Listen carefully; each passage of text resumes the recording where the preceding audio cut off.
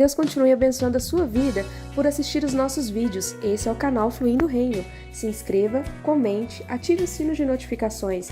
Dá uma olhada nos comentários, pois lá tem novidades. Eu queria falar a respeito do mundanismo. E tem duas igrejas que estavam sendo minadas por esse problema. Deixa eu explicar em que sentido eu estou usando a palavra mundanismo aqui. Um dos grandes desafios que a igreja sempre enfrentou na sua história é a relação entre cristianismo e cultura. Porque a igreja está inserida em contextos históricos definidos. A igreja existe em culturas. Por exemplo, a nossa cultura brasileira. E a cultura brasileira apresenta uma série de desafios para nós. Festa junina, carnaval, sei lá, povo brasileiro tem um jeitinho, né? Cidades brasileiras à beira-mar, geralmente o pessoal tende a usar menos roupa. Eu sei porque já preguei em igrejas de cidades litorâneas, né? O vestuário das mulheres lá é bem mais resumido do que igrejas onde eu preguei, onde não tem praia. Então, a praia, né, representa um desafio para a questão de vestimenta. E então, há toda uma série de traços culturais do Brasil que afetam a vida da igreja, porque nós somos brasileiros.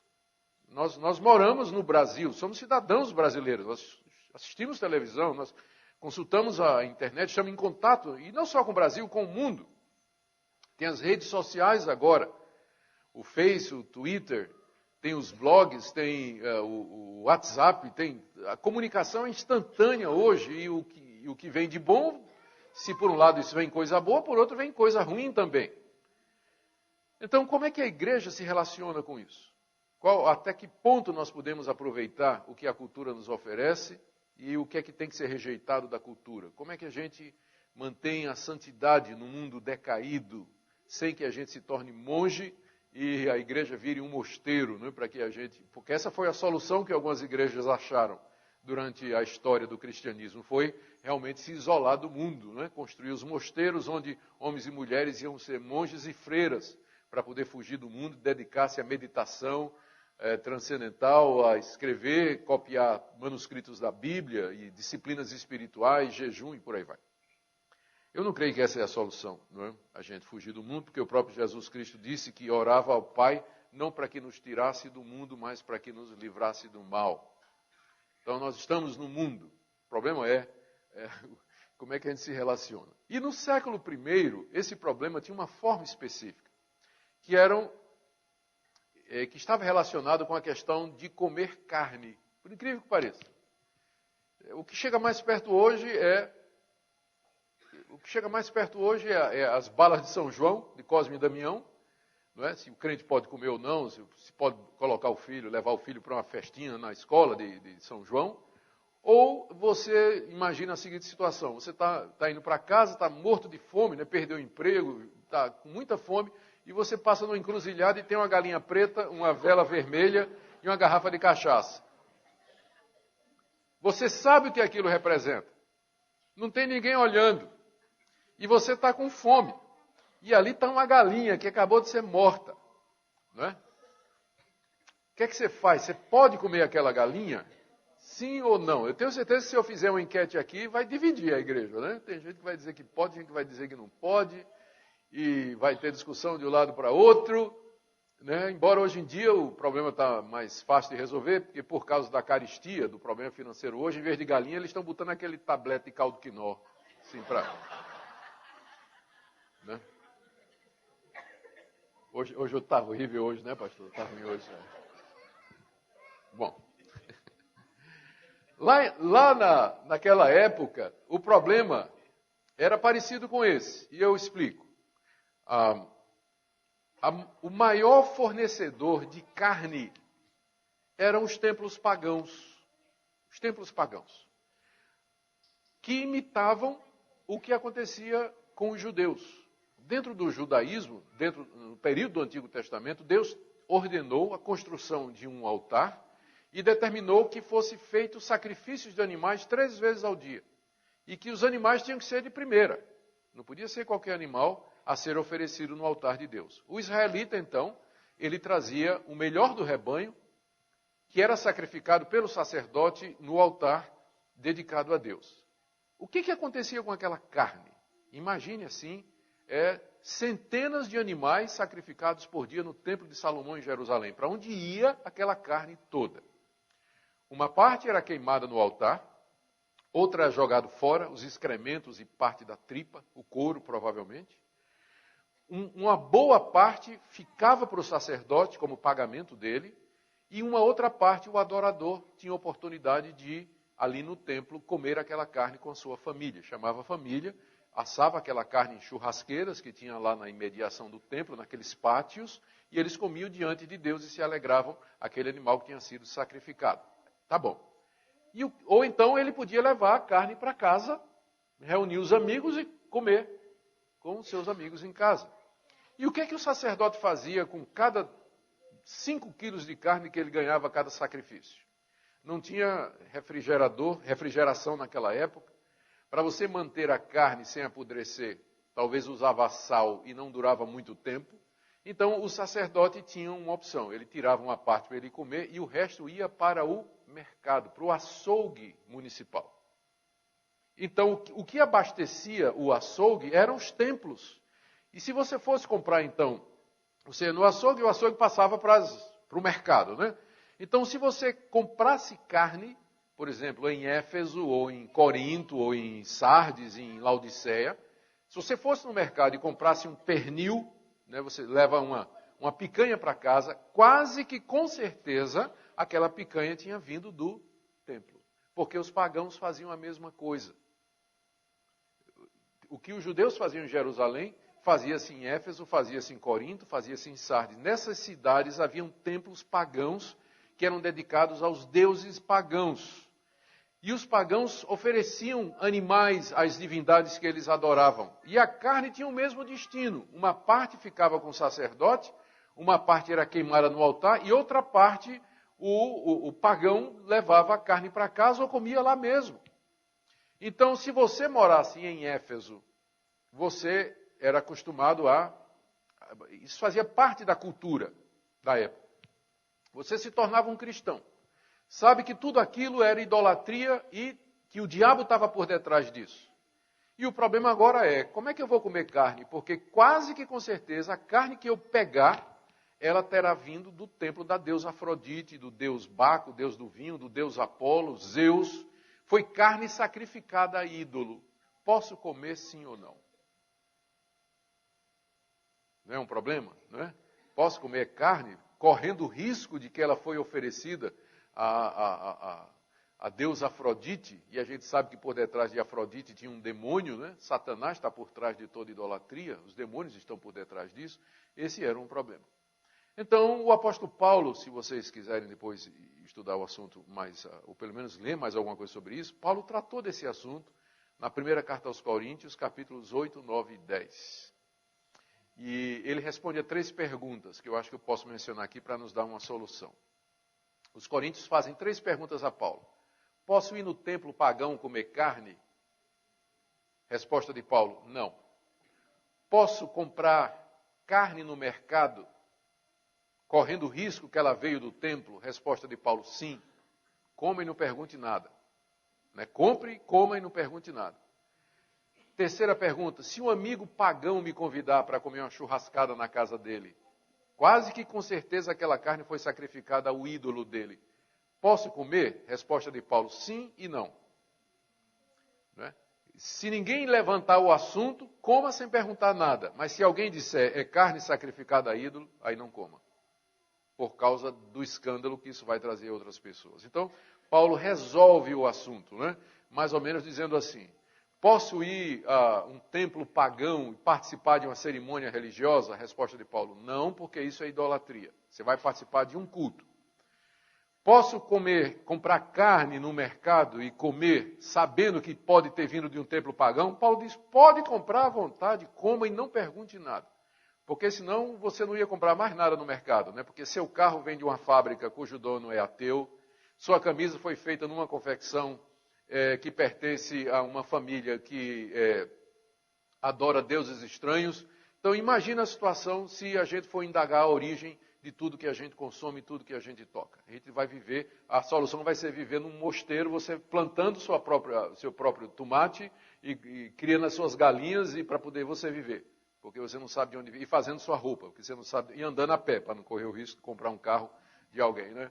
Então, imagina se viver no mundo perguntando esse tipo de coisa. A resposta de Paulo, nem compre, nem se preocupe com isso. E se um amigo convidar, Paulo diz, você pode ir, coma de tudo que tem à mesa. Eu sei que tem gente aqui que pensa que Paulo disse isso, coma de tudo que tem à mesa, como uma desculpa para você comer muito e de tudo, né? Paulo não estava falando isso. Ele estava no contexto de dizer que coma qualquer tipo de coisa que for colocada sem perguntar se foi sacrificada a ídolo. Se tiver um amigo, você caiu na bobagem de levar um irmãozinho, né, assim, para essa conversa, e o cara vai dizer, rapaz, isso aí é sacrificado a ídolo, então você não come por causa do irmãozinho. Não por causa de você, que você está tranquilo. Você sabe que quem fez a vaca foi Deus, né? Então você não está preocupado com isso. Mas o irmãozinho leva a sério isso. Então, por causa do irmão, você não vai comer. O amor é maior do que a picanha, né? O amor é maior. Então, por causa do amor, você não vai fazer isso. Agora, só que no século I, e agora eu fiz esse arrudeio todo para chegar nesse ponto aqui. No século I, surgiu uma resposta para essa problemática, que era mais ou menos o seguinte. A salvação é pela graça. Deus nos ama e Deus nos perdoa dos nossos pecados. Portanto, é irrelevante para Deus o nosso comportamento. Se a salvação é pela fé, não é pelas obras. Se não é pelas obras, o meu comportamento não influencia a salvação. Por isso eu posso aproveitar de tudo que há no mundo. Posso comer carne, posso praticar imoralidade. Inclusive, isso era um outro ponto, esqueci de mencionar, que nesses templos pagãos onde tinham os sacrifícios, havia também a combinação com relacionamento sexual com as profetisas. Em muitos desses templos pagãos, as profetisas, ou as sacerdotisas, desculpem, elas eram também prostitutas.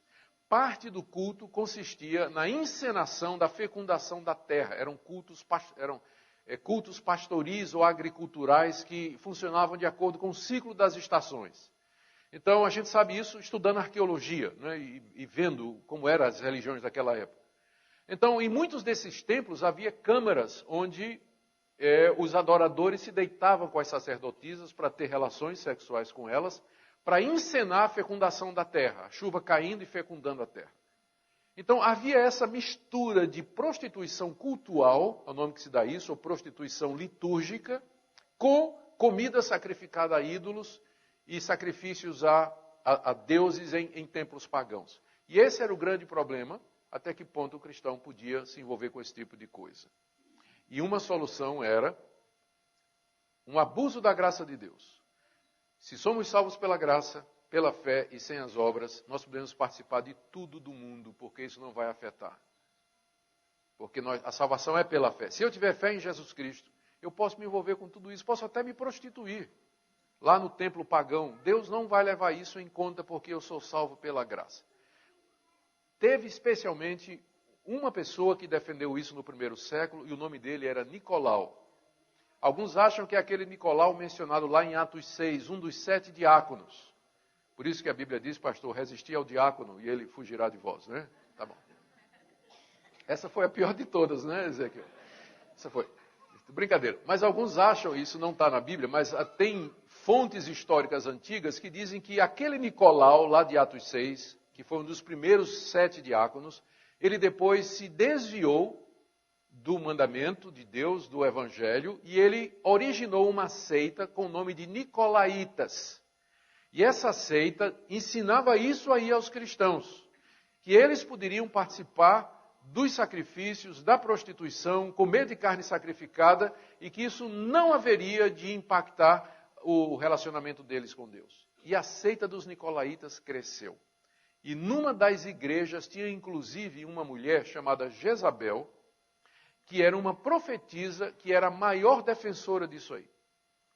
Então, isso foi um dos grandes desafios na igreja cristã no primeiro século. Era o movimento dos libertinos, do pessoal que entendia que a doutrina da justificação pela fé abrir a porta para uma vida de imoralidade, que você pode viver do jeito que você quiser, porque a justificação é pela fé e não por obras. A resposta que Paulo dá em Romanos 6 a isso é que quem morreu com Cristo não pode mais viver pecando. E que a graça foi dada não para que eu viva no pecado, mas para que eu seja liberto do pecado em todas as suas dimensões. A graça de Deus não é uma licença para a gente viver pecando, mas é o poder que nos liberta do domínio do pecado aqui nesse mundo. Paulo responde isso lá em Romanos capítulo 6. Judas escreveu sua carta exatamente contra os libertinos. Era um grupo forte, é uma das primeiras heresias cristãs ao lado dos judaizantes. Os judaizantes iam para um lado, para você ser salvo você tem que guardar a lei de Moisés, e os libertinos iam para o outro, para você ser salvo não precisa guardar nada. Você pode viver do jeito que você quiser, já que Cristo morreu por você, seus pecados estão pagos, pode viver da maneira que você quiser. Então aqui, Jesus tem uma palavra para duas igrejas que estavam contaminadas pelos libertinos, pelo mundanismo, a igreja de Pérgamo e a igreja de Tiatira. Vamos ler Pérgamo primeiro, capítulo 2, verso 12. Aliás, desculpem, só fazer uma menção aqui. A igreja de Éfeso, aquela que tinha perdido o primeiro amor, tinha nicolaítas lá dentro. Mas a igreja de Éfeso botou para fora. Ó. Veja aí o capítulo 2, verso 6.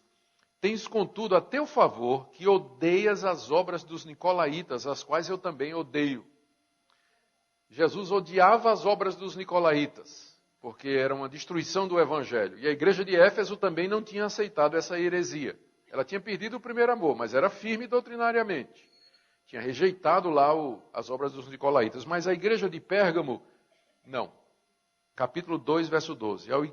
Ao anjo da igreja em Pérgamo escreve: Estas coisas diz aquele que tem a espada afiada de 2 gumes. Conheço o lugar em que habitas, onde está o trono de Satanás, e que conservas o meu nome e não negaste a minha fé, ainda nos dias de Antipas, minha testemunha, meu fiel, o qual foi morto entre vós, onde Satanás habita. Tenho, todavia, contra ti algumas coisas, pois que tens aí os que sustentam a doutrina de Balaão, o qual ensinava a Balaque a armar ciladas diante dos filhos de Israel para comerem coisas sacrificadas aos ídolos e praticarem a prostituição. Outrosim, ou seja, além disso, também tu tens os que da mesma forma sustentam a doutrina dos nicolaítas. Portanto, arrepende-te e se não, venho a ti sem demora e contra eles pelejarei com a espada da minha boca. Quem tem ouvidos, ouça o que o Espírito diz às igrejas. Ao vencedor dar-lhe-ei do maná escondido, bem como lhe darei uma pedrinha branca, e sobre esta pedrinha escrito um nome novo que ninguém conhece, exceto aquele que o recebe. E na sequência a igreja de Tiatira, que tinha o mesmo problema. Ao anjo da igreja em Tiatira, escreve estas coisas, diz o Filho de Deus, que tem os olhos como chama de fogo e os pés semelhantes ao bronze polido. Conheça as tuas obras, o teu amor, a tua fé, o teu serviço, a tua perseverança e as tuas últimas obras, mais numerosas do que as primeiras. Tenho, porém, contra ti tolerares que esta mulher, Jezabel, que a si mesmo se declara profetisa, não somente ensine, mas ainda seduza os meus servos a praticarem a prostituição e a comerem coisas sacrificadas aos ídolos. Dei-lhe tempo para que se arrependesse, ela todavia não quer arrepender-se da sua prostituição. Eis que a prosto de cama, bem como em grande tribulação, os que com ela adulteram, caso não se arrependam das obras que ela incita. Matarei os seus filhos e todas as igrejas conhecerão que sou aquele que sonda mentes e corações e vos darei a cada um segundo as vossas obras. Digo todavia a vós outros, os demais de Tiatira, tantos quantos não têm essa doutrina e que não conheceram, como eles dizem, as coisas profundas de Satanás. Outra carga não jogarei sobre vocês, tão somente conservai o que tendes até que eu venha. Ao vencedor que guardar até o fim as minhas obras, lhe darei autoridade sobre as nações, com cetro de ferro as regerá e as reduzirá a pedaços como se fossem objetos de barro, assim como também eu recebi de meu Pai, dar-lhe-ei ainda a estrela da manhã. Quem tem ouvidos ouça o que o Espírito diz às igrejas. 2 igrejas das 7 estavam contaminadas com essa doutrina dos nicolaítas. E o Senhor Jesus, então, escreve dizendo a mesma coisa que ele disse às 3 primeiras que tinham tido problema de esfriamento. Arrependa-se. Põe esse pessoal para fora. Enfrenta esse pessoal. Você está tolerando isso. Não é para tolerar esse tipo de coisa, Jesus diz. não é para tolerar, mas tem que odiar essas coisas como eu odeio. Ele fala de maneira forte. Veja aqui na igreja de Pérgamo. Volta aqui ao capítulo 2. Era uma igreja até que era fiel, tinha passado por sofrimentos. Diz aí no verso 13, que ela morava onde está o trono de Satanás. Aqui, é claro, não é um trono literal. O diabo é um espírito caído, ele não senta numa cadeira. Satanás não tem um trono onde ele se senta. É figurado, obviamente. A referência é o fato de que lá, nessa cidade de Pérgamo, havia o templo dedicado ao imperador. O culto que era oferecido ao imperador. E o culto ao imperador foi a razão das grandes perseguições contra os cristãos, porque os cristãos diziam que só Jesus é Senhor. E Kyrios, Senhor, era o título que César usava para ele. Ele era o Senhor. Mas os cristãos diziam só Jesus é Senhor. E lá em Pérgamo, que era uma cidade estratégica, havia um grande templo erigido ao César, onde a estátua dele estava lá, onde ele era adorado, oferecidos sacrifícios, havia toda uma série havia um ritual sobre os sacrifícios, eu não tenho certeza. Mas havia um ritual que era feito para adorar o César como se ele fosse Deus. Então lá, como isso era idolatria, e os demônios estavam por detrás disso, e como isso era muito forte, e era um centro, é quase que um centro de peregrinação, então Jesus se refere ali como sendo o trono de Satanás, porque é Satanás, na verdade, que se assenta no trono do império. É Satanás que estava por detrás dos poderes imperiais que perseguiam a igreja e esmagavam a igreja. Era um centro de perseguição contra o cristianismo. E tinha lá um morrido, não é, no verso 13, chamado Antipas, que ele chama de minha testemunha, meu fiel, que foi morto entre vós onde Satanás habita. Então, Pérgamo era onde Satanás habitava, onde tinha o trono de Satanás, referência ao culto ao imperador, de onde vinha a perseguição contra as igrejas. E até um tinha conhecido, chamado Antipas, tinha morrido. Tem um pai da igreja, não me recordo se é no livro dos Mártires, de Fox, que fala desse Antipas. É uma tradição, não está na Bíblia, a gente não sabe se é certeza. Mas diz que, por ordem do imperador, ele foi morto, talvez porque ele era um evangelista destacado e ele pregava contra a idolatria, pregava contra o imperador. Ele foi morto de uma forma terrível, jogado dentro de um boi de bronze, oco, e por baixo acesa uma fogueira. Ele foi assado vivo dentro do boi de bronze. E quando ele começou a gritar, quando a vítima começava, era uma forma antiga de tortura, de morte por tortura, quando a vítima começava a gritar, parecia que o boi estava mugindo. E todo mundo ficava se divertindo. Não é o boi mugindo, era a vítima lá dentro sendo assada gritando. Então Antipas preferiu ser assado vivo do que negar o nome de Jesus. Então tinha um membro da igreja que era... A igreja... Tinha uma banda da igreja que não valia nada, mas o Antipas era um homem fiel e Jesus sabe disso. E ele menciona isso para crédito da igreja. Só que aí no verso 14 ele diz: mas eu tenho contra você que você tolera aí esse pessoal que sustenta a doutrina de Balaão, que ensinava a Balaque a armar ciladas diante dos filhos de Israel para comer coisas sacrificadas aos ídolos e praticar a prostituição. A passagem aqui se refere a Números 25, de 1 a 2, e Números 31, 16, onde nós temos a famosa história do profeta Balaão, que foi um profeta alugado para lançar praga contra a nação de Israel. Foi alugado por Balaque, rei dos Amalequitas, que queria fazer guerra contra Israel, mas antes disso queria lançar uma praga contra Israel para poder ganhar.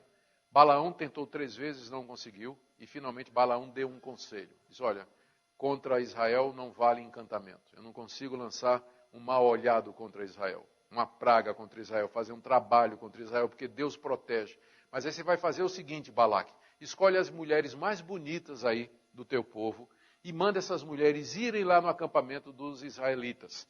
O que vai acontecer é que os judeus vão se encantar com essas moças, vão casar com elas e elas vão atrair os judeus para os cultos pagãos. E aí você não precisa fazer nada, porque o próprio Deus deles vai destruí-los. Então a estratégia de Balaque não foi perseguir, a estratégia de Balaão não foi perseguir a igreja, mas minar a igreja através desses casamentos, através dessas uniões, através dessas amizades que faziam com que o cristão, aliás, o judeu, começasse a frequentar esses lugares e a participar das comidas sacrificadas a ídolos. E no final, Deus mesmo estava contra o seu povo. Vê que estratégia, né? Não de confronto e perseguição, mas de minar. E era isso que estava acontecendo com os nicolaítas. Verso 14. Né? A doutrina de Balaão, que ensina Balaque a armar ciladas diante dos filhos de Israel para comerem coisas sacrificadas aos ídolos e praticarem a prostituição. E também tenho contra você os que sustentam a doutrina dos nicolaítas. A igreja de Pérgamo era uma igreja que tinha um grupo que achava que não tinha nada demais participar dos sacrifícios pagãos, se deitar com as prostitutas, se relacionar com todo esse pessoal, participar da festividade. Ou seja, não tinha limite para o cristão. Ele podia participar de tudo. Está embalada, não sei qual seria o equivalente hoje, né? Mas um cristão, se os nicolaítas existissem hoje com esse nome, eles diriam para os jovens, né, e para todos que não faz mal nenhum você participar de todo tipo de diversão, de entretenimento, de novidade que tem. Troca de casal, não tem problema nenhum. Calvino, lá em Genebra, na Reforma, ele combateu um grupo de libertinos que dizia que se houvesse consentimento, os casais podiam trocar de marido e de esposa. E a gente pensa que esse negócio de swing, né, troca de casal, é coisa moderna. Coisa nenhuma. Lá na Idade Média já tinha esse tipo de coisa, né, de libertinos fazendo esse tipo de coisa. Então, começa no primeiro século da igreja cristã. A gente pensa que não, mas a libertinagem, ela persegue a igreja. Ela entra mesmo. O pecado está no homem, não interessa a época, não é?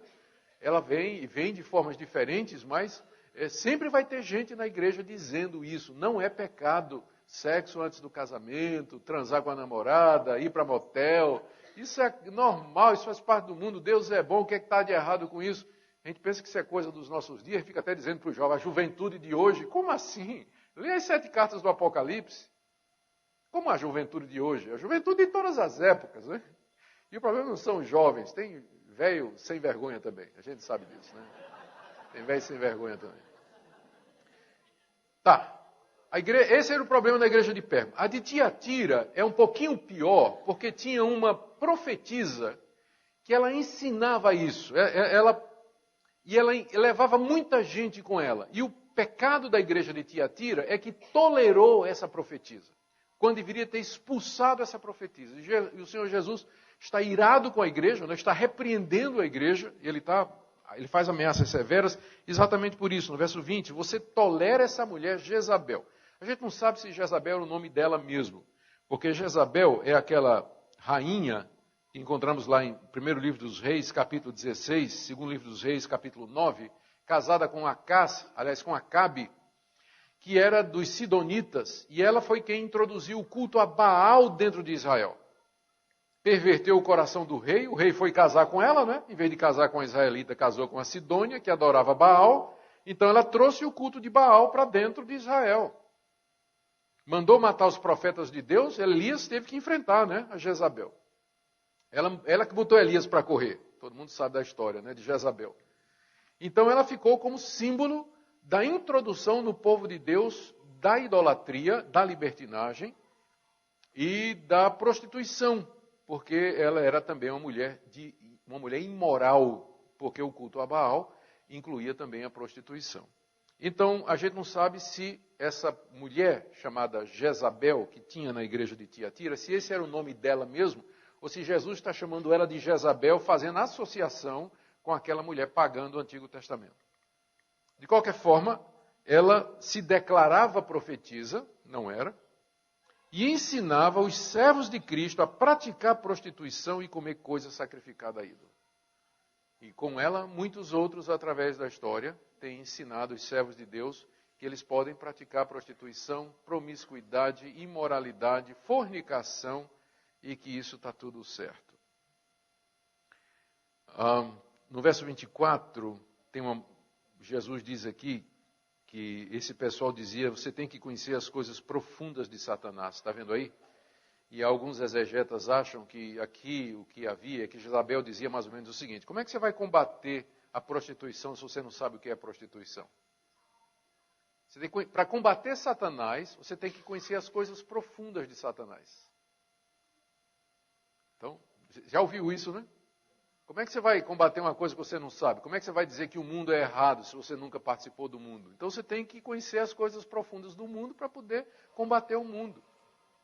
Então é uma teoria muito antiga, né? Essa de que o cristão, para poder combater as coisas. Eu fico pensando como é que Deus pode combater o pecado, porque Deus não sabe o que é pecado.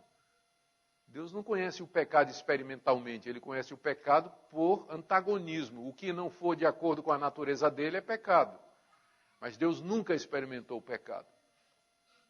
O cristão não precisa, para combater o erro, conhecer as coisas profundas de Satanás. Ele sabe que está errado, porque a palavra de Deus diz que está errado, e ele sabe por contraste. O que não for reto, verdadeiro, justo, correto, então está no lado de lá. Eu não preciso conhecer para saber que está errado. Mas era o que Jezabel dizia. Para você combater Satanás, você tem que conhecer as coisas profundas de Satanás. Por isso, a prática da prostituição, por isso a prática da idolatria e a participação naqueles templos. O que Jesus diz para eles? A mesma coisa que disse antes, você tem que se arrepender. Verso 16, capítulo 2, para a igreja de Pérgamo. Portanto, arrepende-te. E aqui, para a igreja de Tiatira, capítulo 2, verso 21, Jesus disse, eu dei tempo para que Jezabel se arrependesse, mas ela não quer se arrepender da sua prostituição. Arrependimento, mais uma vez. Precisamos nos arrepender da libertinagem e de transformar a graça de Deus em uma porta para viver no pecado. E o Senhor Jesus, à semelhança das outras cartas, diz aqui também, se você não se arrepender, eu venho contra você. E vou colocar minha mão contra você. E aos que se arrependerem, ele faz a promessa. Eu vou lhe dar privilégios espirituais. E ele termina dizendo, quem tem ouvidos, ouça o que o Espírito Santo diz às igrejas. Esse é o segundo bloco de igreja.